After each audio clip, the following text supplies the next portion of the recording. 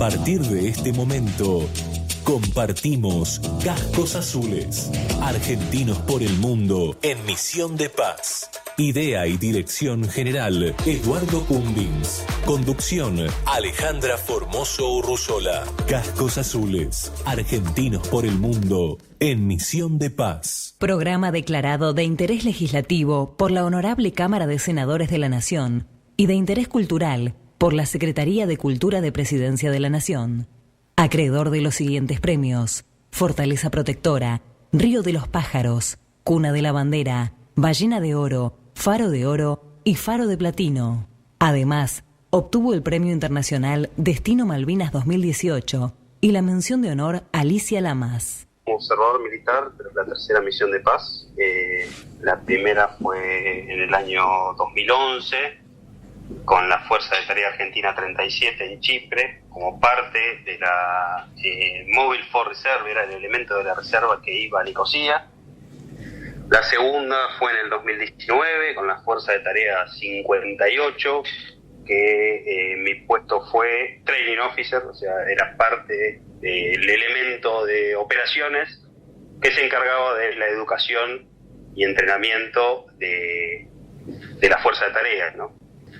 Somos soldados de la paz en las guerras del odio, amor lo único obvio, para pensar con claridad, calma tantos agobios, mañana será otro episodio. Somos soldados de la paz en las guerras del odio, amor lo único obvio. Buenas noches, buenas tardes, buenos días, depende del lugar donde nos encontremos. Eduardo, ¿cómo andás? Un poquito triste porque no la tenemos a Alejandra, nuestra conductora oficial, nuestra voz femenina indispensable, que nos alienta, que nos inspira, que nos lleva para adelante, pero bueno, lo tenemos a esta voz varonil de Claudio. Igual la vamos a extrañar, Sin duda.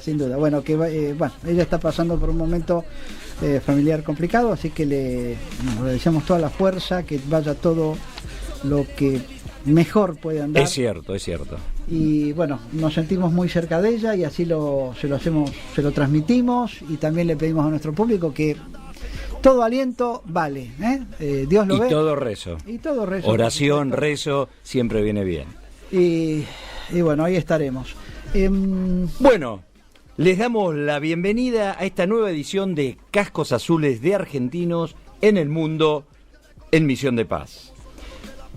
Bienvenidos todos al programa que exalta el valor de la paz y la hermandad, el privilegio de la unión de sus nacionales, aquello que reza nuestro preámbulo, el orgullo de ser argentinos, desde ese exterior en el que se lucen nuestros cascos azules, cosechando elogios y más gloria.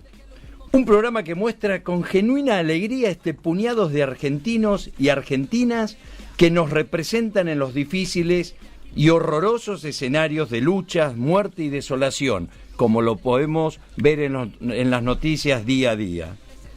Desolación en las almas de personas que solo saben de confrontación, disputa, desprecio, ultraje, humillación. Este es un programa que advierte el riesgo de la lucha entre hermanos. Por lo que vemos a diario, sabemos del costo de pueblos desgarrados por dentro.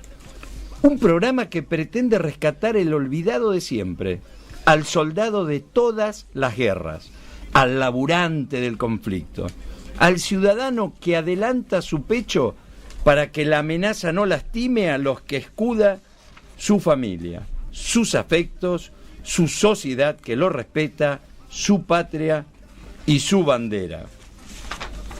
Bueno, Eduardo, acá estamos y con un mundo que se está a veces como desgajando, está saliendo el maíz desde Ucrania, y cada vez que nosotros hablamos de Ucrania, con esta sorpresa de una guerra tradicional, si se puede decir, y que ha empezado de un modo, como se dice ahora, porque tenemos una cierta restricción en la interpretación de las guerras, en ambientes o en contextos complejos, guerras que han empezado de un modo no tradicional. No existió un ultimátum, no existió una declaración de guerra, no existió un vamos por ello o a por ello, como dicen los españoles, sino que en algún momento se expresó que iba a iniciarse una operación militar especial, pero que ya había iniciado. Y tenemos muchos académicos, muchos intelectuales, y en el caso de hoy vamos a también a escuchar en la segunda parte del programa a Federico Baujage. Federico Guillermo Baujage, alias el...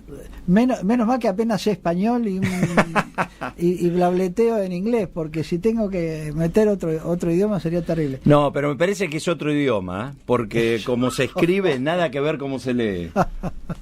Bueno, Federico también forma parte de este conjunto de académicos que lo vamos a tener en la segunda parte, por eso lo anticipamos, y que nos va a dar su interpretación, quizá un poco demorada, porque esto lo pudimos evacuar hace un tiempo atrás, y que nos comenta sus interpretaciones o su interpretación respecto al desarrollo de estas operaciones, que de vuelta, insisto, no empezó como una guerra tradicional, como a veces queremos decirlo, y que nos ha sorprendido. Bueno, lo escucharemos en la segunda mitad. Mientras tanto, vamos a escuchar a nuestra inefable Valeria, que hizo un reportaje, una entrevista, se animó y lo hizo. Y ahí lo tenemos a nuestro operador favorito, Juancito Piaggio, que ya nos interpreta y que nos está ambientando a las arenas del Sahara, ¿no? Exactamente. Donde Mateo Zavala nos va a contar en esta oportunidad que vos también descubriste, Claudio, porque cuando vos hablaste de que querías meter esto de las anécdotas, que creo que después la tenemos, ¿no? Sí, sí. Qué linda oportunidad, qué buena oportunidad tener este vector de que nuestra gente se enorgullezca. No que viene de una guerra, de matar gente, o que el militar es un asesino que le encanta quitarle la vida a los semejantes, sino justamente todo lo contrario, estar en estos lugares difíciles, en estos lugares de conflicto, colaborando, ayudando a las personas, a los habitantes. Realmente nosotros que lo vivimos, Eduardo, vos y yo, sabemos que es invalorable. Y no, a ver, y está lleno de héroes que quizá no seamos nosotros, por supuesto, pero bueno, quizá hemos querido intervenir en esta posibilidad de colaborar, descubrir estos mundos, saber que, bueno, la Argentina tiene una oportunidad de lucimiento y que nos han valorado. Y uno de estos es este chico, Mateo Zavala, capitán de la Fuerza Aérea Argentina. ¿Es de Fuerza Aérea? Es de Fuerza Aérea Argentina. Me encanta, pero yo creí que era de Ejército. Así que me encanta. No. Me encanta confundirme de la Fuerza. Porque también vamos a tener el honor de escuchar una anécdota de él. Mira vos. Bueno, largamos entonces con el Sahara Occidental y con esta ambientación de las doradas arenas del Sahara. Adelante. Estamos en contacto con nuestro observador militar en el Sahara Occidental. Buenas tardes, ¿cómo se encuentra? Buenas tardes, Valeria, ¿cómo andás? Yo soy el capitán Mateo Zavala, como bien dijiste, buenas tardes a todos. Estoy destinado en el Team Site Undrega, en la misión MINURSO, que es por el referéndum del Sahara Occidental. ¿Esta es la primera misión en la que participa? No, esta no es la primera, esta es la tercera. Es la primera como observador militar, pero es la tercera misión de paz. La primera fue en el año 2011, con la Fuerza de Tarea Argentina 37 en Chipre, como parte de la Mobile Force Reserve, era el elemento de la reserva que iba a Nicosia. La segunda fue en el 2019, con la Fuerza de Tarea 58, que mi puesto fue Training Officer, o sea, era parte del elemento de operaciones que se encargaba de la educación y entrenamiento de la Fuerza de Tareas, ¿no? Claro, ¿en el campo San Martín? En el campo San Martín, exactamente. Ok. O sea que tuvo la suerte de poder pertenecer a dos fuerzas de tareas dentro de Chipre. Sí, la verdad que fue una suerte, una coincidencia también. y la posibilidad de, en la segunda oportunidad, como era el oficial de educación, que es el puesto training officer, le dicen, del contingente, de estar en contacto con el contingente desde que se juntaron por primera vez en la zona de reunión intermedia, en la zona de reunión final y luego allá en la isla, para terminar de cerrar la capacitación para poder afrontar la misión. La verdad que fue una suerte poder seguirlo desde allá, con la experiencia que tenía en la misión anterior, y la verdad que favorece mucho haber ido antes como para poder saber qué enseñar y qué herramientas ellos necesitan para poder afrontar esa exigencia. Claro, me imagino que el hecho de que ya usted había ido en una oportunidad, ya como que la segunda vez fue mucho más tranqui porque ya sabía más o menos el manejo. Más que manejo es la ansiedad Totalmente. de no saber a dónde uno está yendo, entonces uno tiene una tranquilidad un poco más y por ahí transmite también un poco de tranquilidad a la gente que va, como para que su nivel de ansiedad y excitación los ayude a ellos y a la familia, porque también las familias se quedan acá, ¿no? Se quedan en casa y ellos están yendo. Sí, creo que eso es lo más difícil todavía. ¿Usted estuvo 6 meses o un año? Sí, yo estuve 6 meses los dos periodos. Aún así, 6 meses es un tiempo. No, sí, lógicamente. Prolongado. Lógicamente, creo que no 6 todo. meses en la vida de cualquier familia pueden pasar desde no sé, desde cuestiones domésticas hasta, no sé, sí, documentación o cosas más lógicas y normales de que se te corta el celular y lo tengas que volver a apagar y no estás vos y bueno. No, por supuesto. Siempre es complicado la distancia. De hecho, sé que muchas veces llevan a algunos sus familias, pero no todos tienen las mismas posibilidades y es difícil. Y el apoyo de la familia en sí. Es la verdad que es difícil. Yo la primera vez fui sin familia, la segunda vez tuve la posibilidad de llevar a mi familia, pero claramente la política de Naciones Unidas es una misión para el personal perteneciente al contingente, o sea, la familia es el riesgo de cada uno de poder llevarlo o no. Claro. Yo tuve la posibilidad, estuvieron unos meses conmigo, disfrutamos mucho, mientras yo trabajaba, ¿no? Porque uno no dejaba de hacer sus tareas diarias allá. Claro, por supuesto, aparte el idioma también influye mucho. Sí, el idioma influye mucho y el horario. Uno también. no tiene horario de actividades, casualmente, en esta misión en la que estoy actualmente, no hay un horario de actividades y tampoco hay fin de semana. La actividad es de lunes a lunes y no hay horario. Las patrullas se hacen diariamente. Por eso el sistema de vacaciones que se maneja, que seguramente lo habrás escuchado, se llama CTO. Son como días acumulados y uno va juntando vacaciones. Y la misión mía termina el 16 de octubre, ya finaliza la misión el 16 de octubre, debería estar sentado arriba del avión volviendo para Argentina. Debería estar porque muchos factores influyen en ese regreso. Bueno, como es una misión diferente, es un ambiente geográfico diferente, uno está en el desierto y depende... básicamente uno está en medio del desierto y depende de vuelos internos de Naciones Unidas, de que el clima favorezca, estamos en una época de tormentas de arena y, bueno, a veces los vuelos se suspenden por falta de visibilidad o por mal clima, entonces bueno, claro, se van. Por eso es sí, es estimativo más o menos, para decirlo así. Claro, sí, es estimativo. Capitán, ¿a usted qué lo motivó a participar en misiones de paz? La verdad, para serte sincero, había escuchado poco hablar y la historia de cómo llegué yo a Chipre la primera vez, en la Fuerza de Tarea Argentina 37, la verdad que es bastante extraña porque cada uno llena su DUFI con que es un documento militar en el cual pone si quiere o no, o si puede ser seleccionado para irse afuera, con toda la ilusión. Yo sabía de qué se trataba.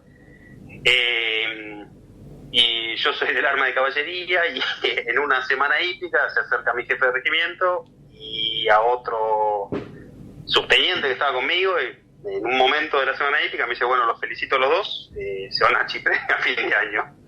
Esa fue la novedad. Mi primer contacto con una misión de paz, el cual la verdad que me sorprendió. Después empecé a buscar información, conocía algo de la misión, conocía el trabajo de Naciones Unidas, conocía el trabajo de las fuerzas de tarea argentina en Chipre, lo había escuchado hablar, y la verdad que me puse a investigar un poco más, y nada, ese fue mi primer paso en Naciones Unidas, en una misión de paz. ¿Cuál es el rol que está cumpliendo en este momento usted? ¿En qué parte del Sahara se encuentra? Ahora yo estoy del lado oeste de la misión, en el sur oeste, en el team site, o la base que tiene de nombre Oungrega. Yo estoy desempeñando los roles de observador militar, y actualmente, y desde que llegué a la misión, estoy desempeñando el rol de oficial de operaciones de esta base, que básicamente es encargado de organizar, dirigir y controlar y coordinar las patrullas aéreas, terrestres y las visitas de enlace con los diferentes comandantes del subsector al cual estamos nosotros desplegados. ¿Y con qué otras nacionalidades se encuentra en este momento trabajando? Y actualmente hay oficiales de Hungría, Egipto, Malawi, Indonesia, Nigeria, Croacia, Brasil, Corea, China y Honduras. Bastante. Sí, hay una mezcla interesante. Sí, eso le iba a decir. De costumbres y de religiones y costumbres. De religiones, costumbres e idioma. Sí, hay algunos que por ahí les cuesta un poco hablar inglés, hay otros que son un poco más fluidos.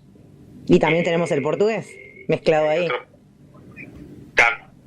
Sí, que también habla español, gracias a Dios habla español el brasilero que está acá, que es buenísimo. Con el cual nos llevamos muy bien. La verdad que con todos, porque trabajamos todos juntos y estamos todos acá. Somos casi 20 observadores militares en una misma base, y son diferentes actividades que haces diariamente, así que tenés que trabajar con todos. Claro, sí. Hablen fluidamente o no por el idioma inglés. Sí, me imagino. Después tenemos en el Sahara nuestro a García Mantel, el capitán. Y después tenemos a Sánchez Olín, ¿puede ser? Sí. ¿Ellos en qué sector están? El capitán de corbeta García está en el lado oeste desplegado, en la base que tiene por nombre Birlalú, y el capitán Sánchez Olín está ahora destinado en la parte más sur-oeste de la misión, en la base que tiene por nombre Ausard, que son todas básicamente bases muy similares entre todas. Claro, entiendo.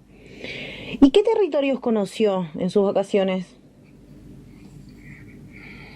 Y en esta misión, España y Argentina, y en las anteriores por ahí tuve un poquito más de flexibilidad para viajar porque estaba con mi familia, y bueno, teníamos por ahí unos días de vacaciones que diferían a los días de acá. Entonces pudimos conocer un poco de Europa en general. De todas las misiones que formó parte, incluyendo a esta, ¿cuál es la gran enseñanza que le deja la misión a usted? Y la verdad que hay hay muchas enseñanzas. Yo no creo que sea una necesariamente, pero hay un montón de enseñanzas de la forma de trabajar, la logística, los procedimientos, la forma de trabajar de los diferentes países, las diferentes costumbres, cómo enfrentan diferentes situaciones o diferentes problemas, cómo los resuelven también, ¿no? La verdad que es muy interesante, y es muy interesante el contacto con personas con oficiales de otros países, con sus diferentes con su diferente educación y su diferente trayectoria militar, ¿no? Claro, por supuesto. Bueno, para mí es un placer desde ya su atención y saber que nuestra gente se encuentra bien. Le dejo su comentario final si quiere saludar a alguien, a su familia, y desde ya muchísimas gracias. No, por favor, como te decía hoy, cuando inicialmente entramos en contacto, que la llamada por ahí iba a ser anterior, la misión esta tiene esas circunstancias que por ahí modifican a la situación. Hoy teníamos previsto muchos vuelos, así que no teníamos previsto muchos vuelos, que bueno, terminó sucediendo, por eso se retrasó un poco. Y te pido disculpas y nada, le digo a los oficiales más jóvenes que yo, que se animen, que es una buena experiencia. A mi familia un saludo, que nos vamos a ver dentro de poco, si Dios quiere, y si los vuelos no nos permiten, pero sí, les mando un saludo a todos. Gracias por llamarme, gracias por comunicarse conmigo. Para mí es un placer compartir un poco de quizá la experiencia que tenga, para poder ayudar a los que no la tienen y a los que la quieren tener. El Recero, fábrica de calzado, auspicia Cascos Azules Argentinos, una empresa 100% nacional, fundada en 1927, que viste a nuestros uniformados. Borceguíes tácticos, de alta montaña, botas de equitación y polo, calidad paso a paso. El Recero, comodidad, resistencia y calidad.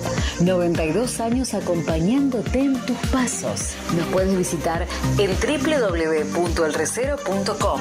También en Facebook, Instagram y por correo en info@elrecero.com. Los esperamos en Andalgalá 2257, República de Mataderos, Buenos Aires. El Recero. Auspició Cascos Azules. Cascos Azules, Argentinos por el Mundo en Misión de Paz, es auspiciado por la Mutualidad del Personal de Intendencias Militares. MUPIN quiere estar siempre junto a usted. Es por eso que ampliamos nuestros beneficios para sentirnos parte de su vida y de su familia. Le brindamos una red de asistencia, emergencias y urgencias domiciliarias sin costo, las 24 horas, todos los días del año. 0810-666-6350 si está en el interior del país y 011-4959-9595 si está en Ciudad de Buenos Aires o el conurbano. Además, ya se encuentra en funcionamiento el servicio de call center para brindarle asesoramiento telefónico de lunes a viernes de 8 a 20 horas, llamando al 0810-666-8746.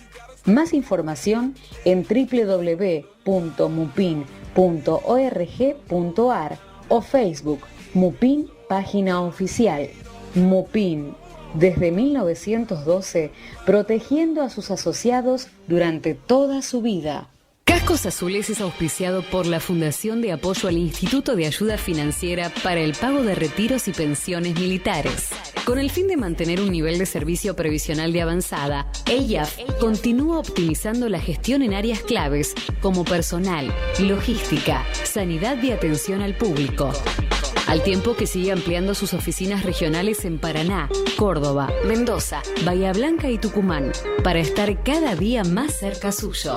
De este modo, desde el año 1992, seguimos firmes junto a usted, sosteniendo el futuro de todos nuestros beneficiarios. Téngalo presente, es su futuro. Fundación de Apoyo al IAF, un pasado que se hace presente para asegurar su futuro. Bueno, qué lindo. Paseamos por Undrega, uno va con el helicóptero por la playa, 450 kilómetros de playa, y en eso, el mar. No hay solución de continuidad, no empiezan los árboles, no empieza nada. Bueno, y ahora nos vamos a otro escenario. ¿Vamos a tener otra pandemia? Todavía no hay cantidad de contagios como para que se declare como pandemia. Digo porque después de los médicos, los segundos que van ahí son los uniformados a hacerle llegar el plato de comida caliente a la gente. Ya lo hemos aprendido, ya fue probado en acción. Tal cual. Un combate contra...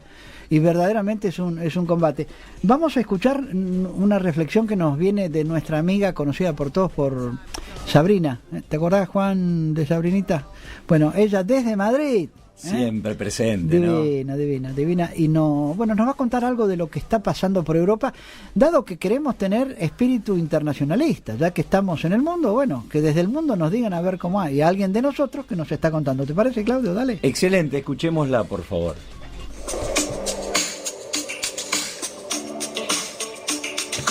Sabrina Janusevsky para Cascos Azules, Argentinos por el Mundo en Misión de Paz. Continuamos con las noticias desde aquí, desde la capital española, y hablamos sobre la viruela del mono, que desde el último viernes sumó 279 casos más y ya hay 4.577 positivos. Los contagios de esta viruela símica en el país de España, donde estoy actualmente residiendo, continúan su forma ascendente. En el informe que se estableció la semana pasada sobre la evolución de esta emergencia sanitaria elaborada por el CAES, el Ministerio de Sanidad ha comunicado un total de 4.577 casos confirmados frente a los 4.298 registrados hasta el pasado viernes. Las características de los positivos serán comunicadas en un informe el próximo viernes, según lo indica el departamento. Los casos notificados proceden de 17 comunidades autónomas: Madrid con 1.766, Cataluña con 1.463, Andalucía con 545, le siguen la Comunidad Valenciana con 236, el País Vasco con 115, Canarias con 107, siguen Baleares, Aragón, Galicia, Asturias, Castilla y León, Castilla-La Mancha, Murcia, Extremadura, Cantabria, Navarra y La Rioja. También en el resto de Europa se han notificado un total de 10.594 casos confirmados, con Alemania, que está por encima, le siguen Reino Unido, luego Francia, luego los Países Bajos y por último Portugal, como los países más afectados, además de España. La mayoría son hombres jóvenes con antecedentes de relaciones en contexto sexual de riesgo. Y se llama a la vacunación. La ministra de Sanidad, Carolina Darias, ha reclamado a las comunidades autónomas la rapidez para inocular la vacuna contra la viruela del mono, de la cual ya se han distribuido 5.000 dosis a la espera de recibir otras 7.000 a finales de la próxima semana. Estas son las noticias más importantes. Desde Madrid informó Sabrina Janusevsky para Cascos Azules, Argentinos por el Mundo en Misión de Paz. Cascos Azules agradece a nuestras repetidoras ubicadas en distintos lugares del país por brindarnos un espacio en sus transmisiones, y agradecemos a nuestros oyentes por escucharnos. En Ushuaia, Tierra del Fuego, somos Radio Yo Argentino 101.5. En Uspallata, Mendoza, somos Radio Estación del Valle 96.3. En Paso de los Libres Corrientes somos Frontera FM 103.1. En Gobernador Crespo somos Radio Estilo 106.5. En Granadero Valgorria somos Radio City 103.5, provincia de Santa Fe. En Salta somos Radio Provincia 98.7. En Jujuy somos Radio Eco de Jujuy 90.5. En Victorica La Pampa somos Radio City 101.9. En Villaguay somos Radio 1 93.9. En Concordia somos FM Lourdes 94.5, provincia de Entre Ríos. En Bahía Blanca, Buenos Aires, somos Radio de las Américas 89.5. En Puerto Madryn, Chubut, somos Radio Golfo Nuevo AM 540 y la 17 de Puerto Madryn. En San Bernardo, Buenos Aires, somos Radio Pop 105.5 FM. Y en San Clemente del Tuyú, Buenos Aires, somos EGB Radio Online. Muchas gracias. Bueno, qué alegría estar en todo el país. ¿Y qué lo dijo? Viruela símica. Sí, es cierto. 4.500 casos solo en España. En España. En el resto del mundo ya hay en 74 países. Se han encontrado esta famosa fiebre del mono.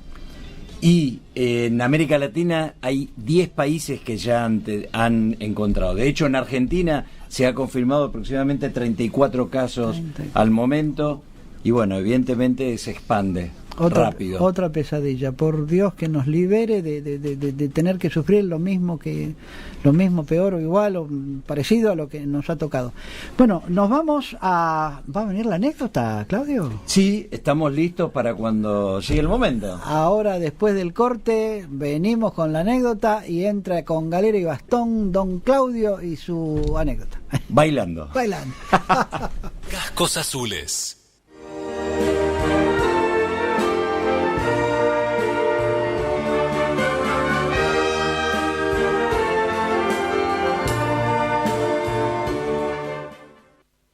Cascos Azules.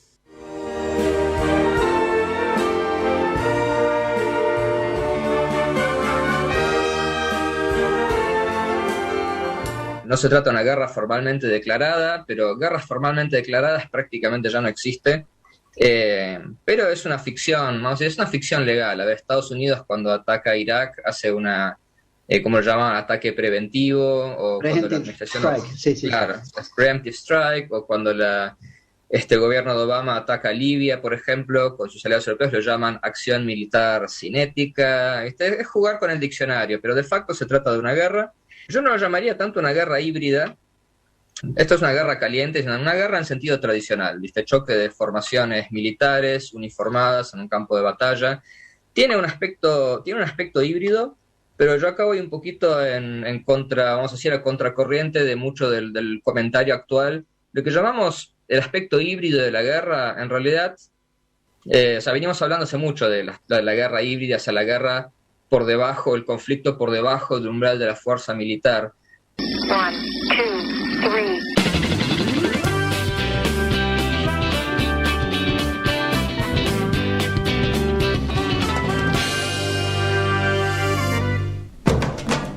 Continuamos en Cascos Azules por el Mundo en Misión de Paz. Y hemos llegado al famoso y pequeño espacio que llamamos Vivir con Boina Azul, Eduardo. Así que la idea es que vos, que estás del otro lado, escuches esa otra historia que normalmente no se cuenta cuando uno regresa a una misión de paz.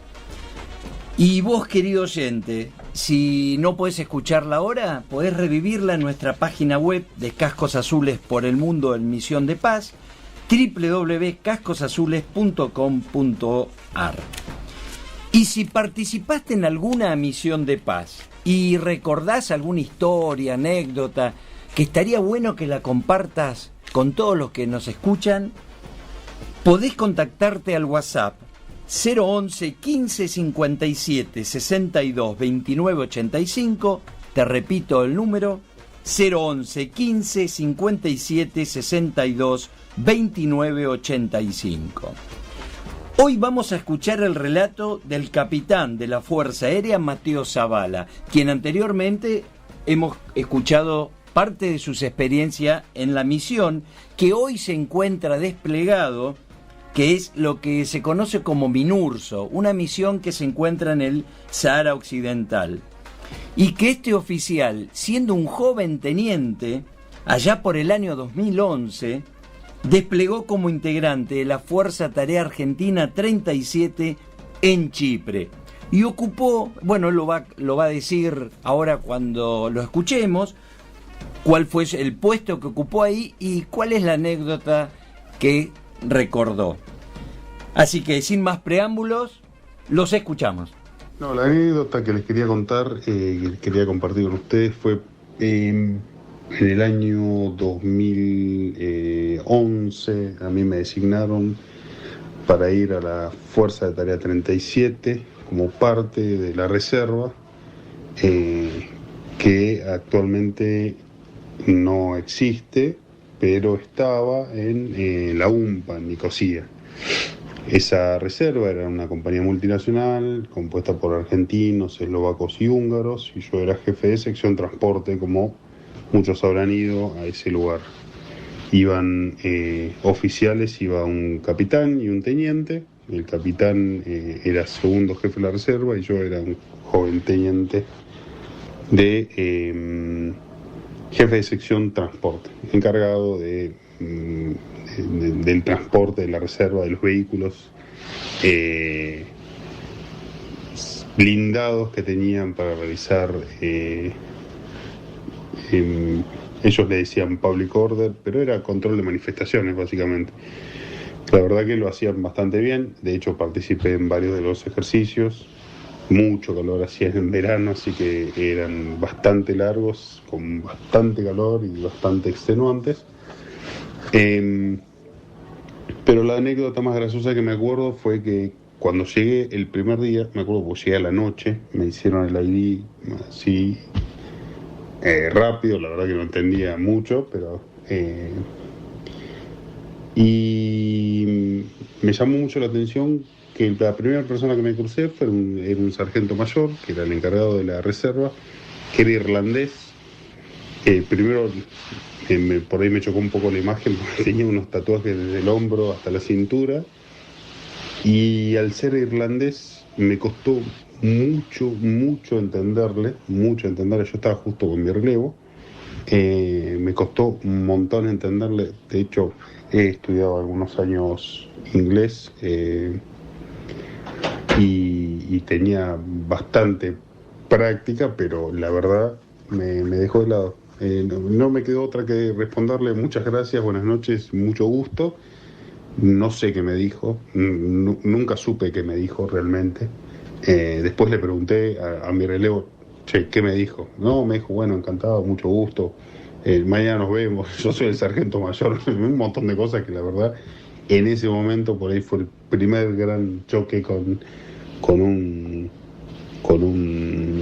irlandés que hablaba tan cerrado que no se le entendía absolutamente nada. Después con el tiempo y con el trabajo con él, la verdad que le fue entendiendo, y bueno, la verdad que eso fue lo que más recuerdo del primer choque con alguien que hablaba en otro idioma. Después, bueno, también hubo algunos encuentros con escoceses, eslovacos, que también hablan diferente. Los escoceses y los galeses también tienen una tonalidad muy diferente y hablan un inglés prácticamente como un cordobés y un porteño. La verdad que es muy diferente como hablan.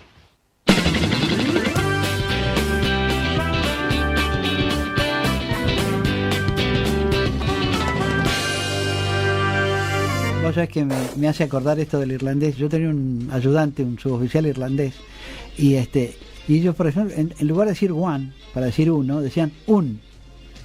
Y tenían un montón de frases que uno también las va aprendiendo, pero ellos se jactan y había cierta identidad con los argentinos porque tenemos un enemigo común. Y tenemos un héroe en común. Sí, Brown. Al almirante Brown. Tal cual. Che, nació en Irlanda. Sí, tenemos que hacer un homenaje, así me acordé cuando cerremos, tenemos el Día de la Fuerza Aérea en esta semana, así que no tenemos que dejar pasar nuestro eso, homenaje. Sí. Por eso nosotros hoy queríamos hablar con alguien de la Fuerza Aérea Zabala. Y la anécdota también. Fuerza Aérea Argentina. Esto fue nuestro modo de homenajear a la Fuerza Aérea. Sí, que estos irlandeses, claro, ellos eran compinches porque estaban igualmente en contra de los británicos, de los ingleses. Supongo que no querés que te pregunte en qué año fuiste a esa misión donde te cruzaste con los irlandeses. Y bueno, no, ¿del siglo pasado o de ahora? Qué guacho. Bueno, vamos a cambiar de tema. Sí, no, mirá, no sé por qué no nos vimos juntos allá en la isla. Va con onda, Eduardo, va con onda. Sin duda. Como dice mi hija, va con onda. Lo sé.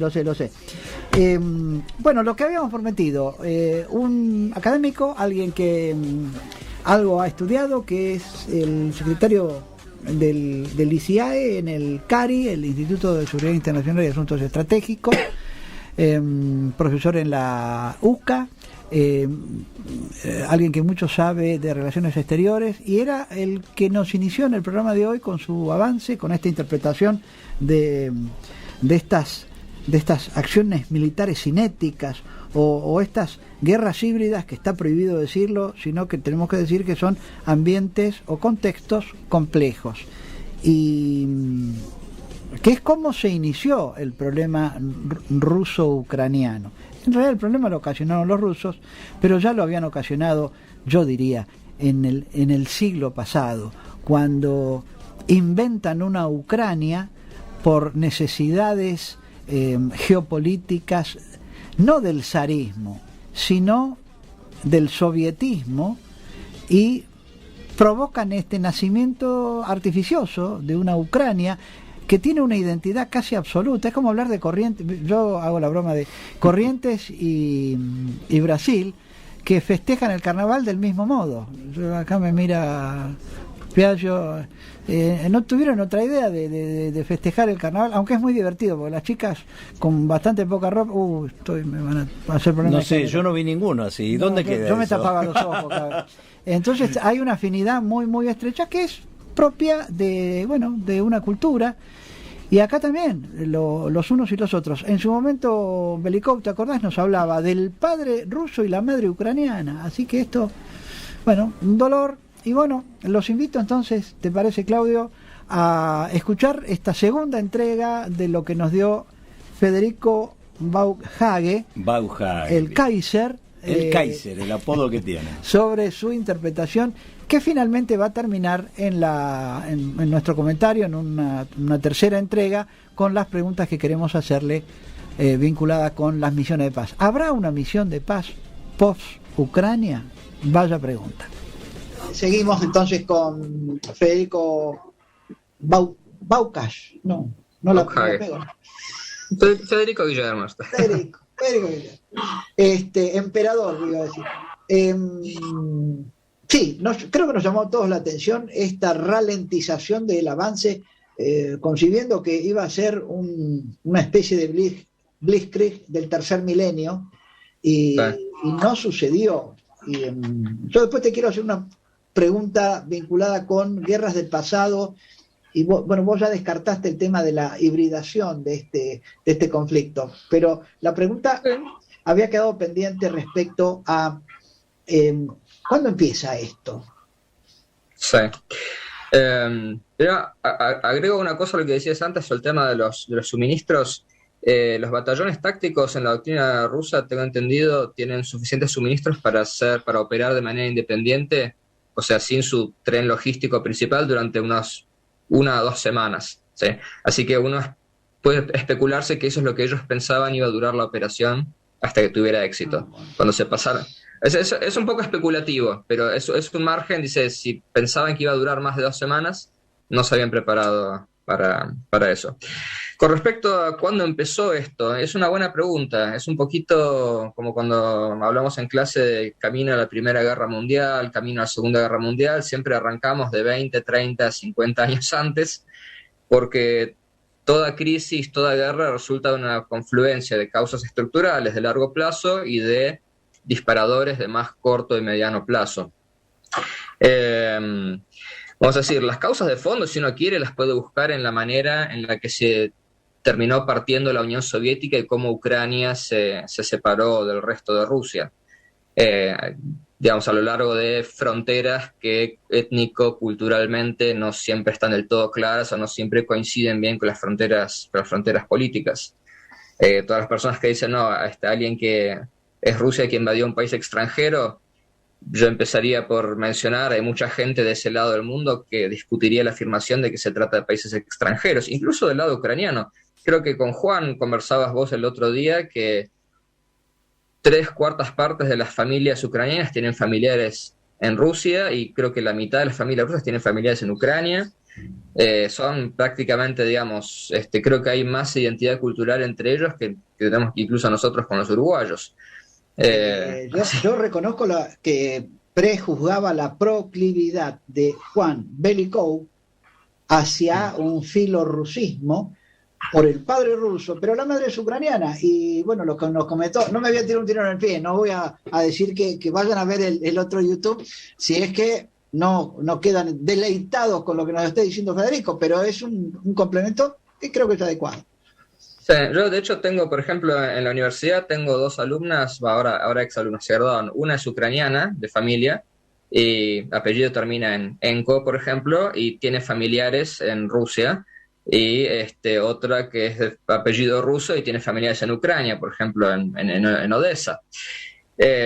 Así que yo creo que es algo común, si le preguntas a la mayoría de la gente, ¿viste? Las relaciones filiales cruzan esas fronteras.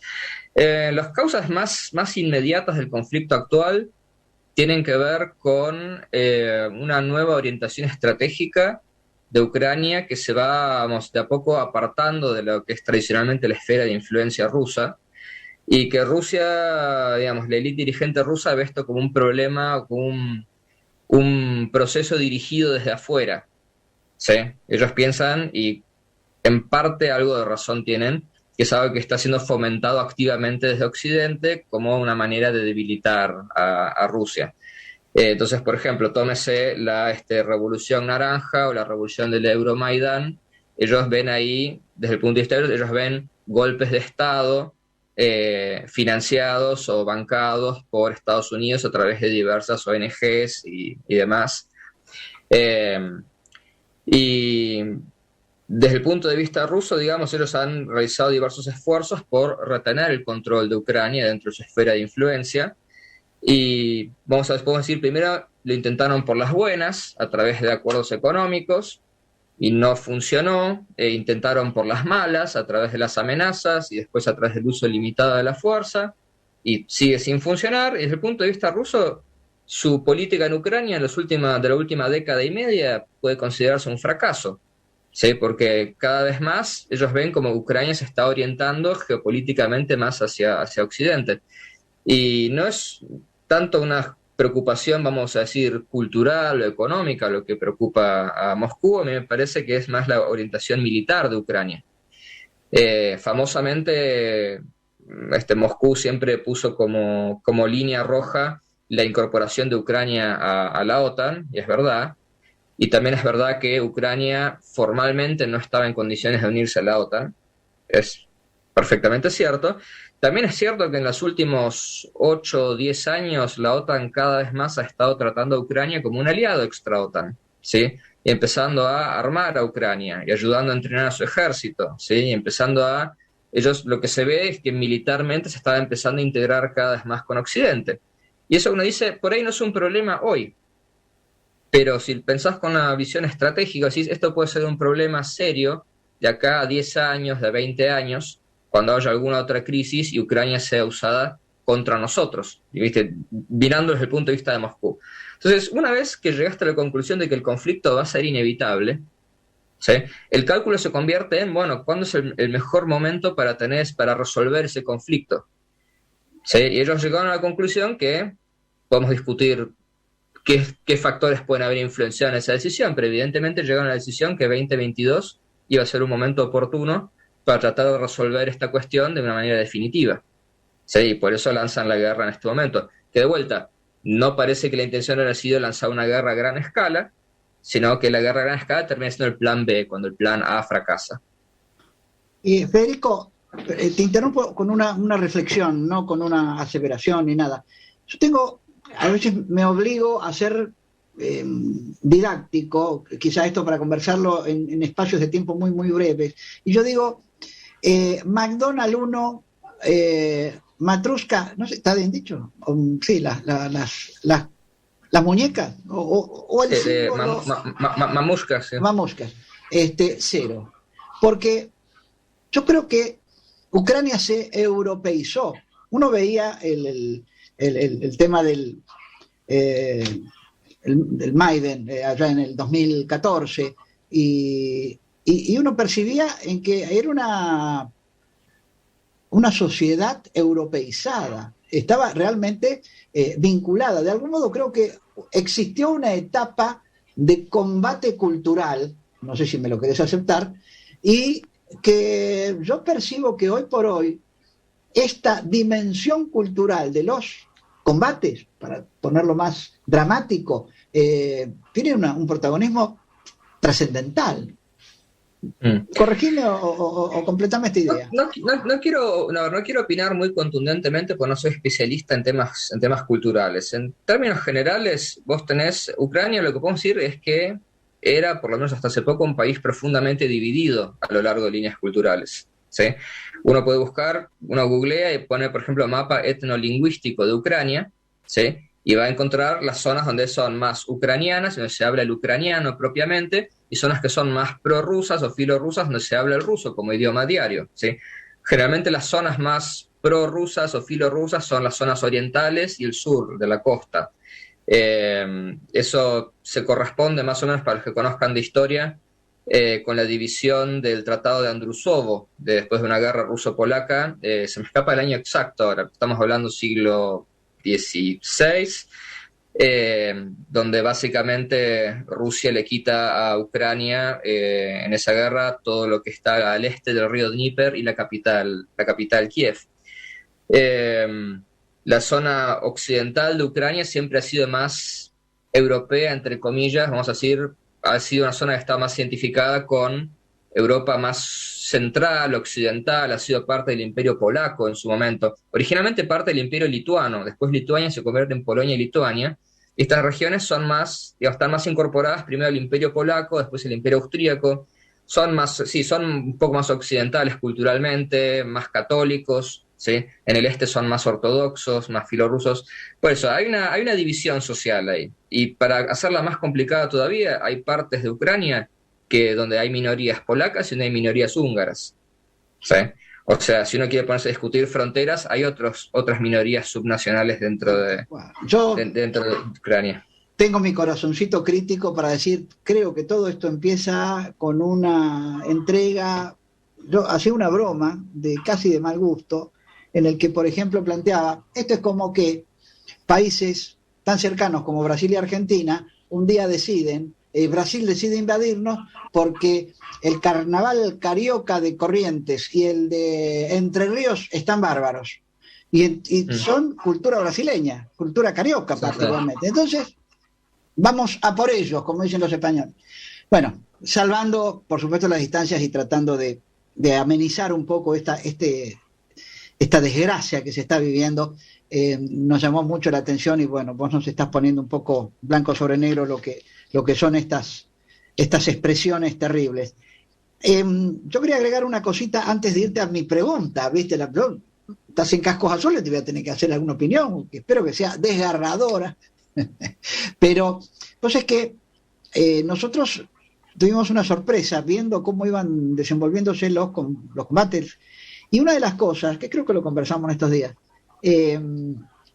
hubo guerras, conflictos, hubo un montón de escaramuzas, o como queramos llamar, después del 89, después del 91, durante esa época en que había colapsado la Unión Soviética y aparecen los Georgia, los chechenos. Y los chechenos inauguran una etapa, lo que le llamaban el combate de enjambre.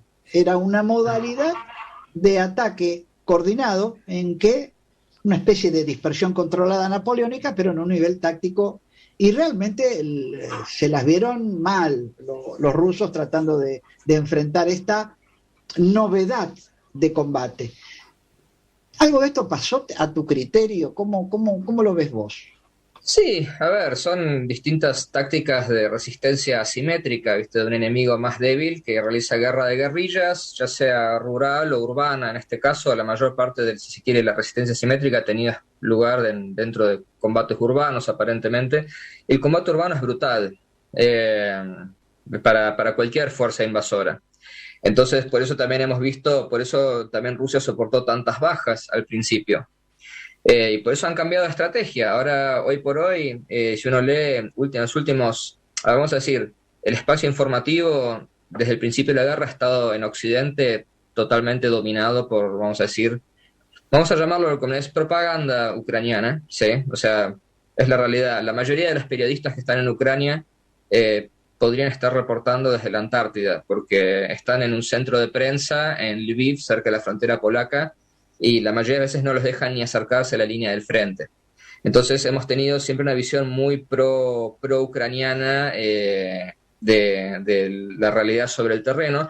Los pocos periodistas que logran evadir eso, que se acercan más a las trincheras, muestran una realidad un poco más complicada y en cambio, y fluctuante. Y lo que ha pasado es un poco parecido, si tengo que buscar un paralelo histórico. Chechenia es un buen paralelo, porque Rusia inicialmente absorbe muchas bajas, y por cierto también con la guerra de invierno contra Finlandia en 1939. Son guerras que Rusia empieza perdiendo, se adapta y recurre a tácticas extremadamente brutales pero efectivas, los bombardeos masivos de artillería. Y entonces hoy por hoy le preguntás a un soldado ucraniano en la trinchera y dice, ¿cuándo fue la última vez que viste un soldado ruso? No, porque ya no sucede eso de encontrarse con avanzadas rusas en algún pueblo y emboscarlos y demás. Dice, ahora estamos en la trinchera y empieza a sonar la artillería y empieza a explotar la trinchera. Es muy desmoralizante incluso para soldados. Se debe sentir como la Primera Guerra Mundial. Hay una ABC, hay una rutina, hay un criterio, hay un manual que evidentemente no se tomó inicialmente. El Recero, fábrica de calzado, auspicia Cascos Azules Argentinos, una empresa 100% nacional, fundada en 1927, que viste a nuestros uniformados. Borceguíes tácticos, de alta montaña, botas de equitación y polo, calidad paso a paso. El Recero, comodidad, resistencia y calidad. 92 años acompañándote en tus pasos. Nos puedes visitar en www.elrecero.com. También en Facebook, Instagram y por correo en info@elrecero.com. Los esperamos en Andalgalá 2257, República de Mataderos, Buenos Aires. El Recero. Auspició Cascos Azules. Bueno, Eduardo, si me permitís, vamos a mandar saludos a todos nuestros oyentes que nos están siguiendo, como Brandon, Mónica Laureiro, Marcela, Yusef, Claudio Gabriel, Víctor, Eduardo Brígido, Jordan, José Gómez, y hay más. Aunque no creas, hay mucho más, pero no tenemos tiempo de mencionarlo. Le damos las gracias por seguirnos y por escucharnos. Bueno, para ir cerrando y para meternos también en este mundo que está lleno de conflictos, en el que también estábamos escuchando recién y nos metimos en Ucrania, una buena noticia dentro de todo: 170.000 toneladas de maíz ya abandonaron los puertos ucranianos, con lo cual es un alivio para la humanidad. Finalmente son alimentos que salen de esta zona tan castigada, tan lastimada. Valientes los ucranianos que lanzan estos buques, con el control, por supuesto, ruso, de salir de este prácticamente lago que es el Mar Negro, porque prácticamente es casi todo ruso. Y así que esto es halagüeño. Lo que no es halagüeño, no demasiado lejos de ahí, 32 muertos en esta nueva escaramuza. Bueno, 32 muertos es más que una escaramuza en Israel. Vos viste que cohetes contra misiles, porque sí. Hay veces que se meten a opinar los misiles del yihadismo, de la Franja de Gaza, con opiniones también en las cuales se suspendió la ayuda humanitaria, y hay un alto el fuego que, como siempre, endeble, en una guerra eterna entre palestinos muchos años y israelíes, que tienen estas manifestaciones. No es que hay una nueva guerra hoy, hay una nueva escalada que tiene esto. Bueno, Bogotá, me consta que Bogotá asumió el guerrillero Petro. Lo digo con todo respeto, porque nosotros hemos tenido en Sudamérica al guerrillero Mujica y a la guerrillera, ¿cómo era la brasileña? No recuerdo, ¿no? Dilma Rousseff, me acuerdo. Y bueno, son las realidades con las cuales convivimos, compartimos, le deseamos una buena gestión. Y Congo. Tengo un pequeño audio muy, muy cortito que me gustaría compartir con ustedes. Bueno, hoy estaba viendo esas dos fotos muy fuertes. Son los congoleses que murieron tratando de asaltar las bases. El funeral de hecho